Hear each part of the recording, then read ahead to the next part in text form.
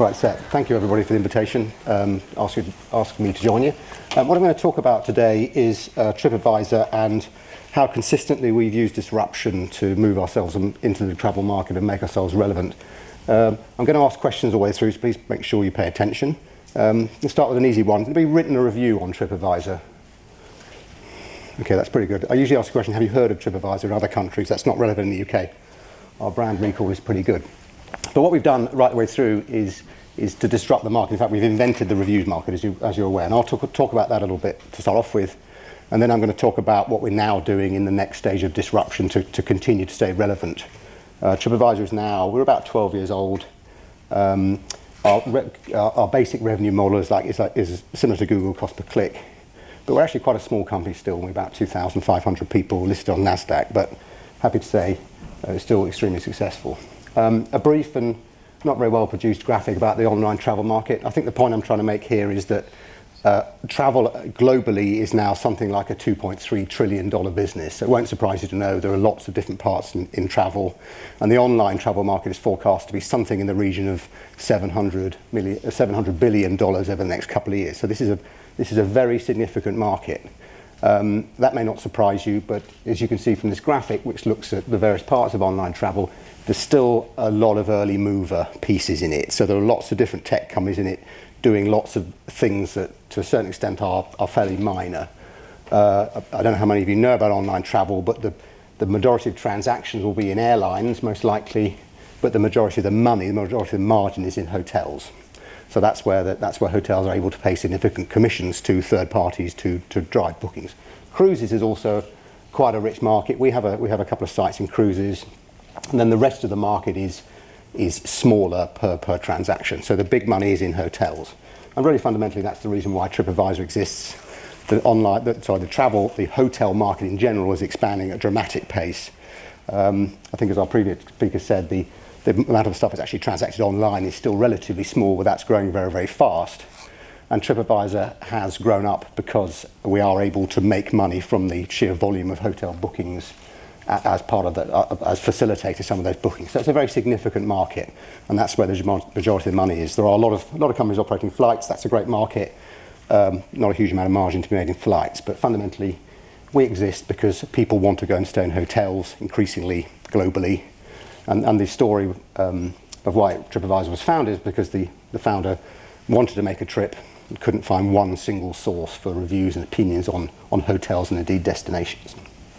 Hence why TripAdvisor started. So our mission was, exactly as Darren was saying earlier, upper funnel, to inspire people on their trip, to give them somewhere to plan and book, and then to share what's going on both on the trip and afterwards. So sharing social media, that's not new.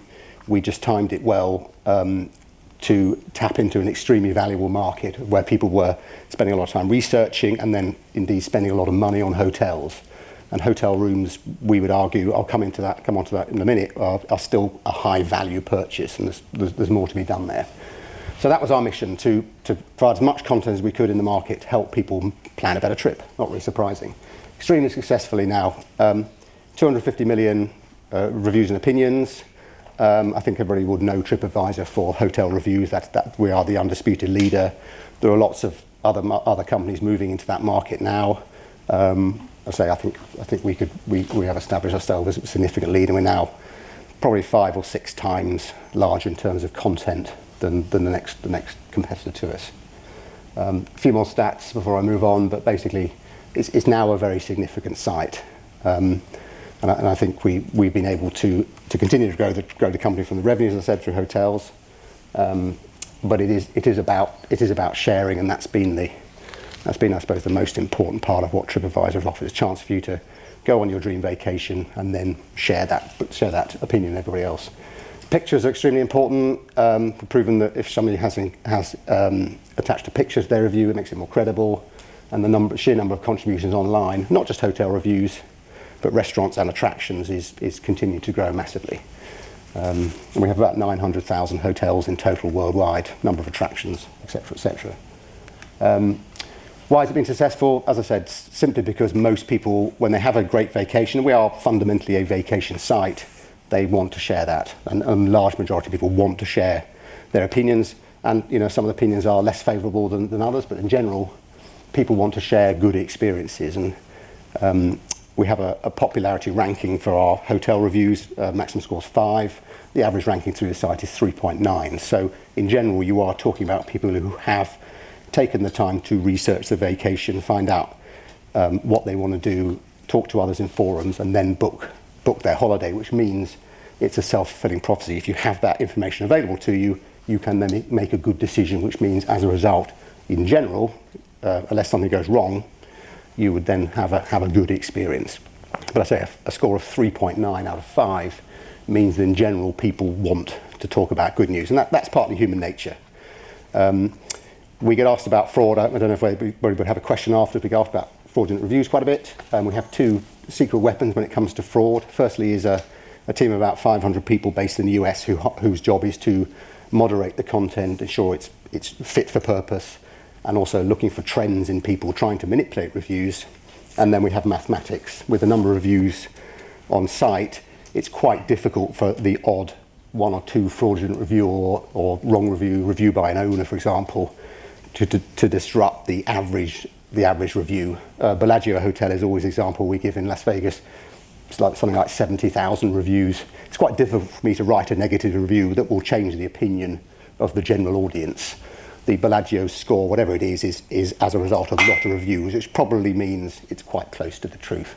So the sheer size of the site now means that, the slogan is get the truth, then go. Hey, we are now at a size where the content generally has integrity. And that's a really important part of what we do. Integrity of content, and then user experience, how you find that content is clearly the bread and butter and how people come to the site. Because we invented this category, and because we are responsible for inventing this category, this research now follows along behind it. So people know reviews are available to hotels, therefore they influence how people book hotels and what they do about it. So chicken and egg, which came first? Did people look for review first, or were they there first? Don't know. But anyway, people now expect reviews. And this is not only the travel market, as you know, there are reviews in lots of different markets.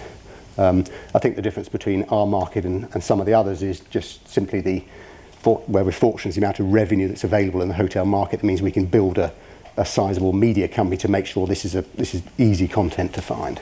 But fundamentally, yes, online reviews do impact bookings. People will read more than 10 reviews generally when they're spending on a hotel.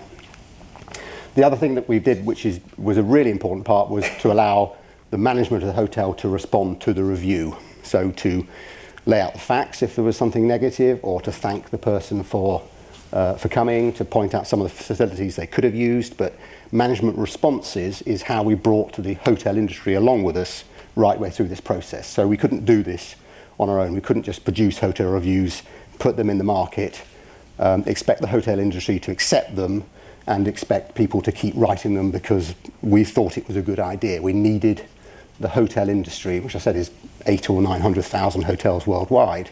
We need the hotel industry to understand the value of the reviews, which feeds back into what we're saying about the integrity, how the reviews are ranked, how often they're refreshed, how relevant and recent the reviews are, which is all about our review collection piece. So fundamentally, it's very important to the user that they see a management response, whatever the tone of the review is, and it's very important for the hotel to spend their time responding to reviews. And we have a whole division that's job is to coach and help hotels use TripAdvisor or benefit from the content that TripAdvisor can provide for them. And this has been a really, really fundamental reason why this now works. Most hotels, any hotel you can think of, will have a team of people, 1 or 2, maybe more, whose job is to answer reviews and to collect reviews. You'll often see a plaque up in hotels saying, please put your review on TripAdvisor, all done in good faith. This is how hotels will be judged, and it's a lot of the KPIs now for hotel general managers is our TripAdvisor reviews. Hey, it's great. We're lucky to be in that position, extremely fortunate position, and we take the responsibility not lightly. We work very, very hard to make sure the content has integrity and is useful for users. Next, I'm just going to talk about three things that we've done that I think have been seminal in the development, the rise of TripAdvisor over the last few years.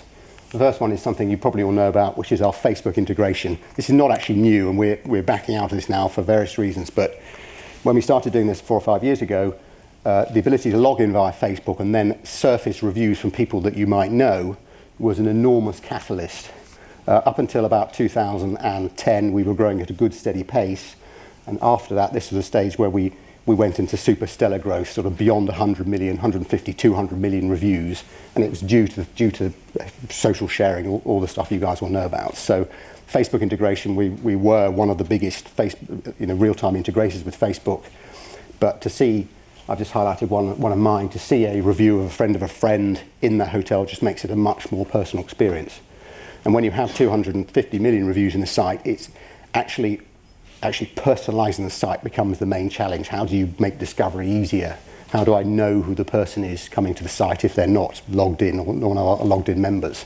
So discovery and personalization are always going to be a tough piece for us because of the sheer volume of content and the weight which TripAdvisor carries. I've done it myself, you guys might have done as well. Been to a hotel, reviews are great, pretty sure you've read enough, and then you realize that the hotel reviews are maybe a different demographic, somebody usually significantly younger than me, but sometimes significantly older, and you think, wow, how could we stop that? How could we make it a more personal experience? And part of this and some other things we're doing are the key to it. It's just a huge content site, difficult to find stuff.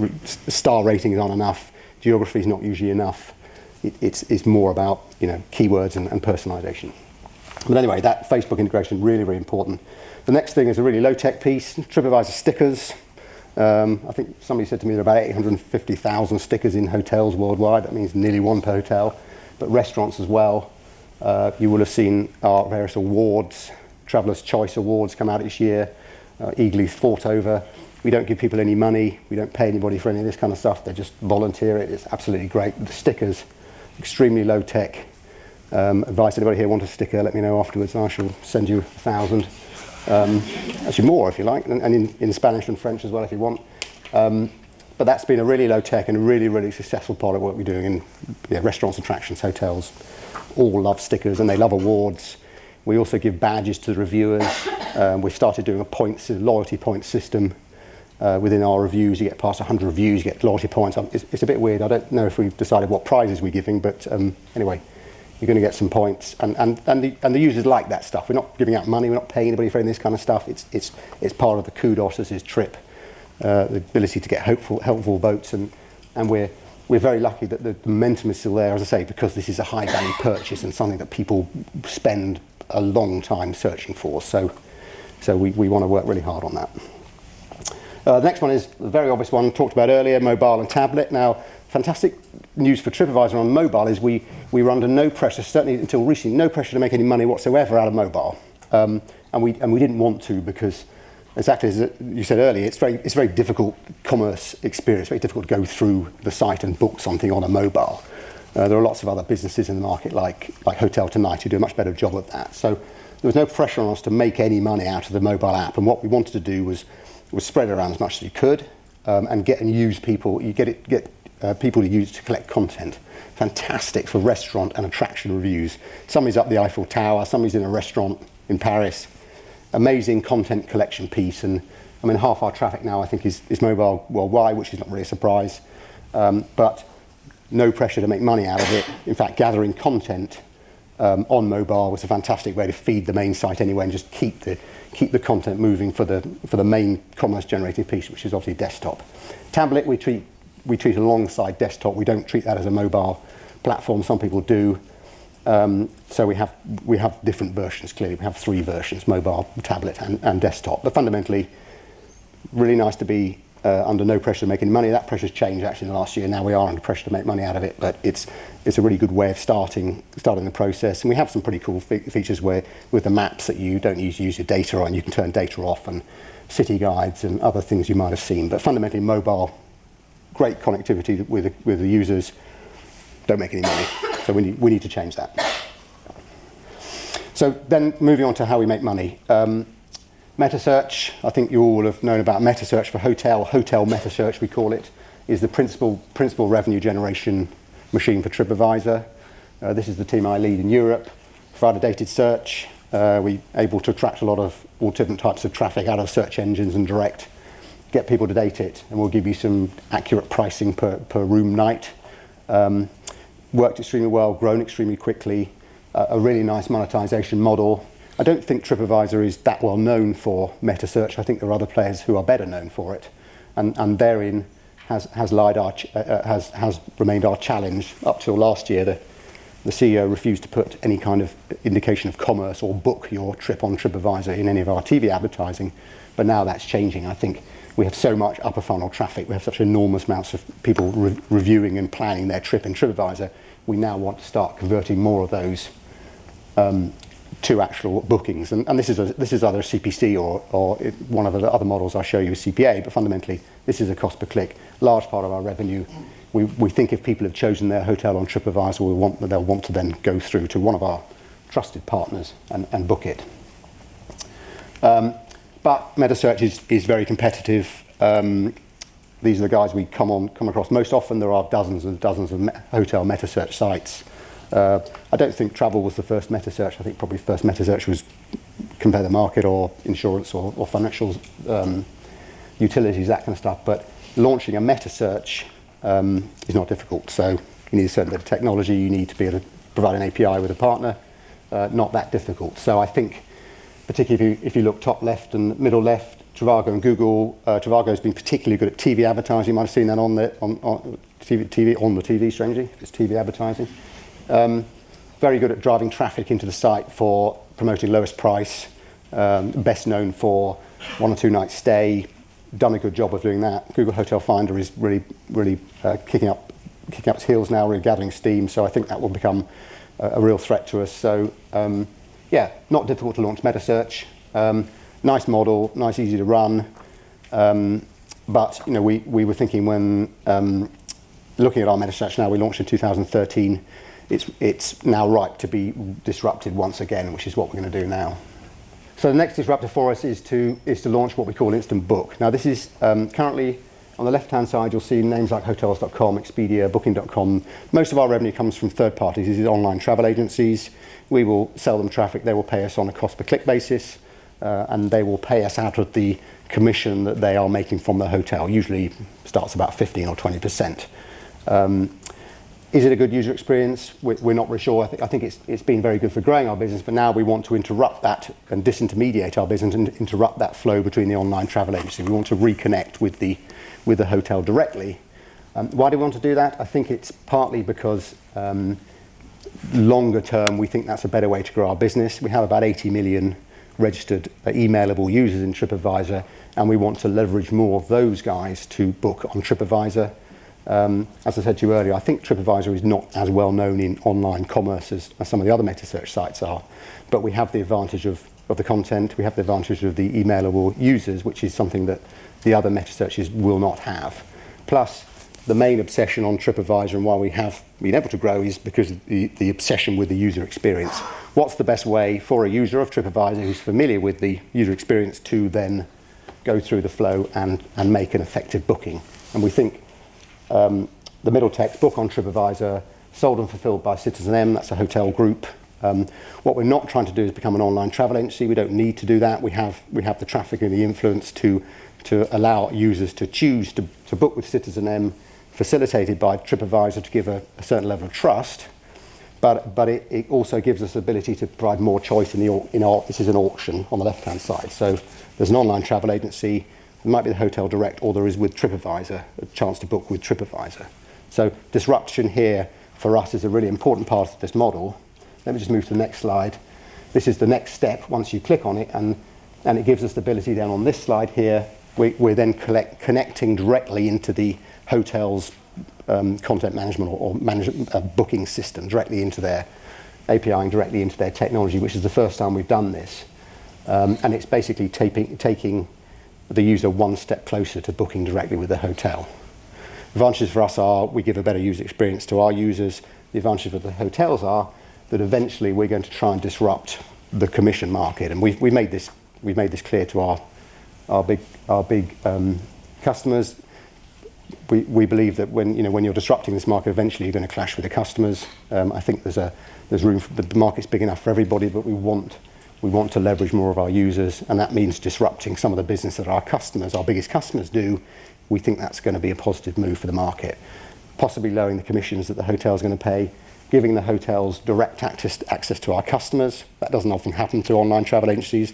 The customer will then be owned by the hotel, and we will facilitate the booking, giving a good user experience to TripAdvisor users and allowing them to log in a TripAdvisor login and view the bookings. This is not a particularly new concept. Other companies have done it. The difference between us and the other companies, as I say, is huge content base, 80 million registered users, significant influence in the market, and we think for the good. We're not looking to make more money from this. We're looking to grow our business faster, of course, but it's all in a way of disrupting the market. Do the hotels want this? Yes, they do. I think it's part of the process of them probably winning back the direct customer. So we saw the Hilton example earlier, very, very relevant to those guys. How do they fight with the online travel agencies in the market to gain more traffic to their site? So this is the most difficult disruption we've done. The technicalities of this piece are very, very deep. There's no open source management sort of reservation management system in the hotel industry. There seem to be 50 or 60 different variations of the same thing. So we're making 50 or 60 different API connections, but it's the beginning of the beginning of the maturation of this market. As I said, very fragmented earlier. The maturation of the market into 4 or 5 large players controlling majority of the hotel bookings worldwide, which is nice if we happen to be one of them. Second part of that, sorry about terrible graphics, he's absolutely right. I'm sticking the mobile process. Have we succeeded at this yet? Not yet, but we're still working on it. There are so many users on the TripAdvisor app that we have to figure this out. How do we make the booking process maybe 1 or 2 clicks? We're not yet storing credit card data, all kind of detail that we're getting onto, but it will come. It will come. And the next piece, the last piece I'll talk about today about the next disruption is the next big market, attractions. So if you're staying in Paris, you want to go up the Eiffel Tower, you want to go on the River Seine, you want to book a restaurant. We bought a company last year called Viator, based in California. What they have is a fantastic array of packaged trips, discounted trips, huge selection of that, including an open marketplace where anybody can sell their trip.